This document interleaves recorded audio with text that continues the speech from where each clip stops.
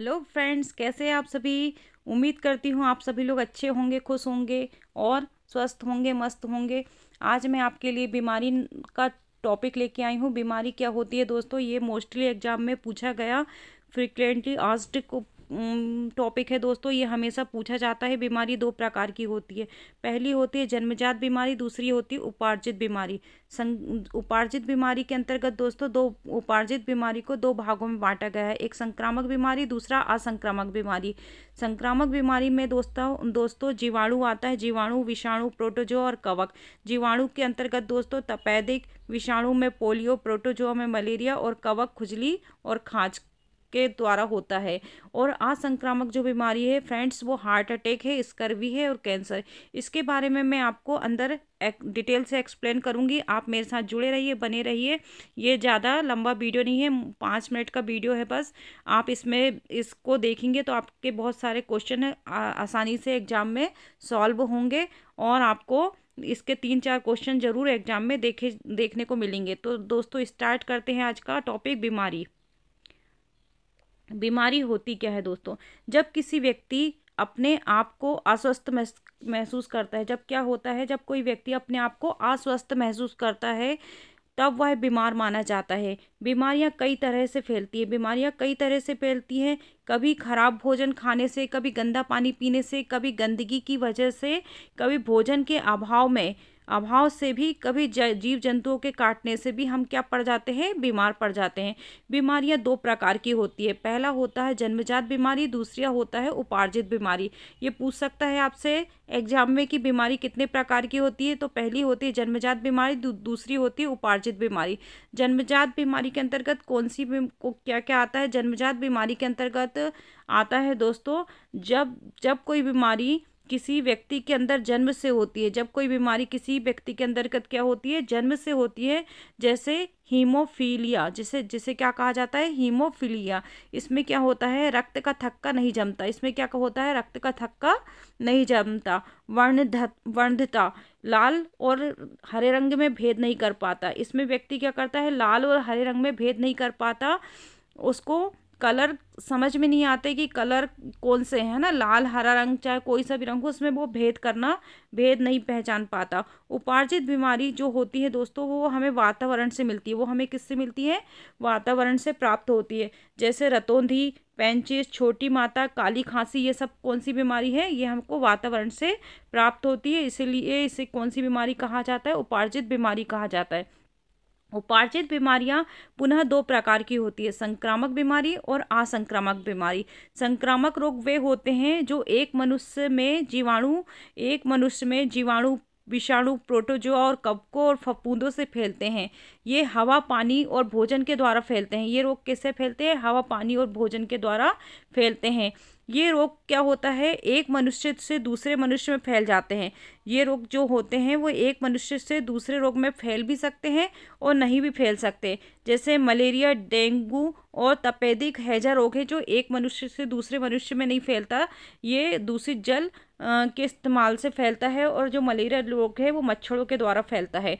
असंक्रामक बीमारी जो होती है दोस्तों, वो कौन सी होती है, असंक्रामक रोग जो होते हैं वो कौन से होते हैं, जो किसी अंग की खराबी से होते हैं। जो किससे होते हैं, किसी अंग की खराबी से होते हैं, भोजन के अभाव से होते हैं, खनिज के अभाव से होते हैं, या किसी चीज की एलर्जी से हो सकते हैं।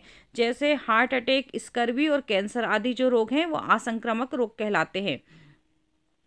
बीमारियां को दोस्तों दो भागों में बांटा गया है, जन्मजात बीमारी और उपार्जित बीमारी। जैसे मैंने आपको बताया था, जन्मजात बीमारी में आता है हीमोफीलिया और उपार्जित बीमारी के अंतर्गत आता है उपार्जित बीमारी को भी दो भागों में डिवाइड किया गया है। पहला है तो होता है संक्रामक, दूसरा होता है असंक्रामक। जीवाणु के अंतर्गत जो रोग होते हैं वो तपेदिक होते हैं। विषाणु के अंतर्गत होते हैं जो पोलियो होता है, और प्रोटोजुआ के अंतर्गत होता है फ्रेंड्स मलेरिया, और कवक और फफूंद इसके द्वारा फैलता है खुजली और खाज। असंक्रामक बीमारी कौन सी होती है, हार्ट अटैक, स्कर्वी और कैंसर। ये सब बीमारी कौन सी कहलाती है, असंक्रामक बीमारी कहलाती है। खराब भोजन खाने से, दूषित जल से, गंदगी से या जीव जंतुओं के काटने से हमारे शरीर में कीटाणु या जीवाणु विषाणु प्रोटोजोआ फफूंद चले आते हैं, है ना। अगर अपन क्या करेंगे, खराब भोजन खाएंगे, दूषित जल का उपयोग करेंगे, गंदगी में रहेंगे, या जीव जंतु या कोई जीव जंतु अपन को काट देता है, तो हमारे शरीर में उसके क्या आते हैं, कीटाणु प्रवेश कर जाते हैं, जिसे क्या कहा जाता है, जीवाणु, विषाणु, प्रोटोजोआ या फफूंद चले आते हैं। उससे उससे हम क्या हो जाते हैं, बीमार हो जाते हैं। वो हमें को क्या कर देते हैं, बीमार कर देते हैं। जीवाणु जनित रोग कौन कौन से हैं? ये रोग जीवाणु के द्वारा फैलते हैं। ये रोग किसके द्वारा फैलते हैं दोस्तों? ये रोग जीवाणु के द्वारा फैलते हैं। ये रोग हैं काली खांसी, निमोनिया, प्लेग, तपेदिक, कोढ़, कुष्ठ रोग, धनुष टंकार, यानी इसको टिटनस भी बोला जाता है, आंत्र ज्वर, इसको टाइफाइड बोला जाता है, डिप्थीरिया और हैजा, जिसे कॉलरा भी कहा जाता है। हैजा को क्या बोला जाता है, कॉलरा भी कहा जाता है। प्लेग जो बीमारी है वो चूहों के द्वारा फैलती है। प्लेग जो बीमारी है वो किसके द्वारा फैलती है, चूहों के द्वारा फैलती है। इस बीमारी को काली मौत कहा जाता है। एग्जाम में आपसे पूछा जाएगा कि काली मौत किसे कहा जाता है, तो काली मौत जो होती है वो प्लेग कहलाती है। क्या कहलाती है, प्लेग कहलाती है।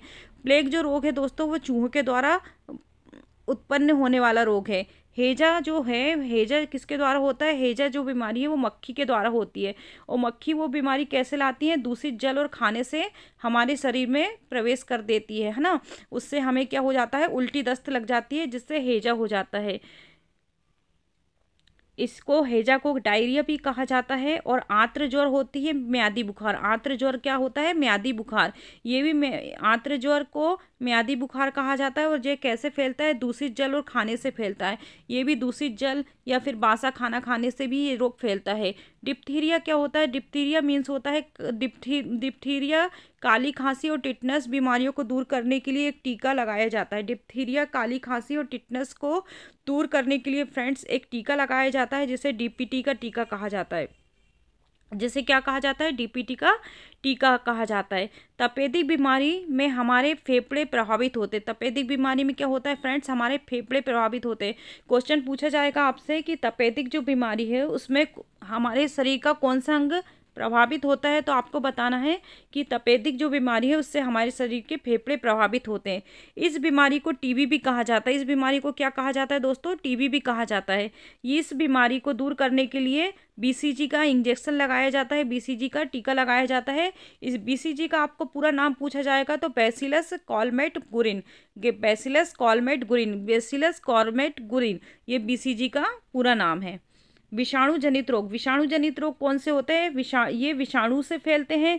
ये रोग पीलिया, छोटी माता, चेचक, एड्स, फ्लू, खसरा, रेबिस, गलसुआ, डेंगू, पोलियो, चिकनगुनिया है। पीलिया दूषित जल से फैलता है। पीलिया जो रोग है दोस्तों वो किससे फैलता है, दूषित जल का इस्तेमाल करने से फैलता है। आपसे पूछा जाएगा कि पीलिया नामक जो बीमारी है वो किससे होती है, तो दूषित जल का प्रयोग करने से होती है। इससे हमारा शरीर पीला पड़ जाता है। इससे क्या होता है, हमारा शरीर पीला पड़ जाता है। पोलियो भी दूषित जल और भोजन से होता है। पोलियो किससे होता है, दूषित जल और भोजन से होता है। ये मेन टॉपिक है, इसको अच्छे से आप लोग याद करना कि पोलियो है जो किससे होता है। आपसे ऐसा क्वेश्चन घुमा के पूछ सकता है कि पोलियो जो रोग है वो किससे होता है, तो दूषित जल और भोजन से होता है, फैलता है। और पीलिया भी दूषित जल से फैलता है। रेबीज जो बीमारी है दोस्तों, ये एग्जाम में मोस्टली आस्क्ड पूछा गया क्वेश्चन है कि रेबीज जो बीमारी है वो किससे फैलती है, तो रेबीज जो बीमारी है वो कुत्ते, घोड़ा, बंदर आदि के काटने से फैलती है ना। आपको ऑप्शन में कुत्ता, घोड़ा, बंदर तीनों में से जो भी दिया रहेगा या फिर जानवर का कोई नाम दिया रहेगा तो आपको उसको कौन सी बीमारी में लगाना है, रेबीज में लगाना है। डेंगू, चिकनगुनिया एंडीज मच्छर के काटने से फैलती है। डेंगू, चिकनगुनिया जो होती है बीमारी वो एंडीज मच्छर के काटने से होती है। गलसुआ जो बीमारी होती है जिसको कनपेड़ भी बोलते हैं, जो गलसुआ बीमारी को क्या कहा जाता है, कनपेड़ कहा जाता है। ये कानों में इससे क्या होता है, कानों के नीचे सूजन आ जाती है। कानों के नीचे कैसी आ जाती है, सूजन आ जाती है, जिससे क्या होता है फ्रेंड्स, उसके लक्षण क्या है, इससे खाने पीने में तकलीफ होती है।